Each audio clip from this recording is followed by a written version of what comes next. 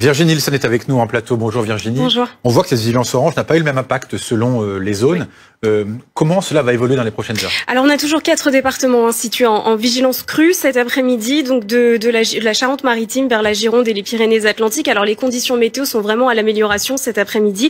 C'est tout simplement la dépression Carlotta qui était située sur le sud-ouest de l'Angleterre ce matin, qui est remontée progressivement. On la voit ici sur l'animation vers la Scandinavie. Elle est en train de se combler. C'est vraiment un système de basse pression qui a créé une surcote, tout simplement, une surélévation du niveau de la mer. Et donc, comme on avait de fortes rafales de vent qui ont dépassé les 120 km/h, notamment sur le sud-ouest ce matin, ça a créé ces phénomènes de vagues submersion, d'autant plus que les coefficients de marée sont encore très élevés donc cet après-midi. Donc toujours ces 4 départements en risque de crue. Alors on a eu des débordements, on l'a vu sur le bassin d'Arcachon, parfois jusqu'à 40-50 cm d'eau dans les rues. C'était le cas aussi vers Cap-Breton, vers Bayonne aussi, et on va garder ces 4 départements parce que vous le voyez, c'est pas tout à fait terminé. Demain matin, on a de nouvelles pluies qui vont arriver vers le sud-ouest. Ça reste des pluies faibles, mais on a pas mal de vent, des rafales qui dans le courant de l'après-midi pourraient dépasser les 100-110 km/h, notamment sur la côte, d'autant plus que les coefficients de marée resteront donc très élevés lundi après-midi, de l'ordre de 110, et on devrait retrouver un peu plus de calme pour la journée de mardi. Merci Virginie pour ces précisions. Donc vigilance sur ces 4 départements de la Nouvelle-Aquitaine encore aujourd'hui.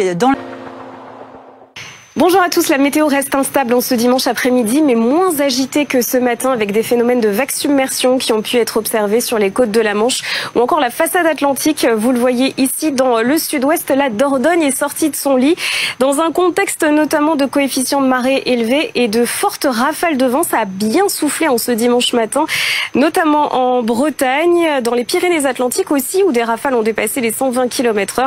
On a relevé aussi jusqu'à 98 km/h à la station donc du Cap Ferret. Alors la dépression Carlotta, responsable de toute cette agitation, a circulé en Manche. Elle est progressivement en train de se combler. Donc les conditions météo s'améliorent avec encore quelques averses qui traversent quasiment toutes les régions. Mais en ce lundi matin, c'est une nouvelle perturbation qui arrivera par le sud-ouest avec un ciel bien nuageux, de faibles pluies de la Gironde vers le Pays Basque.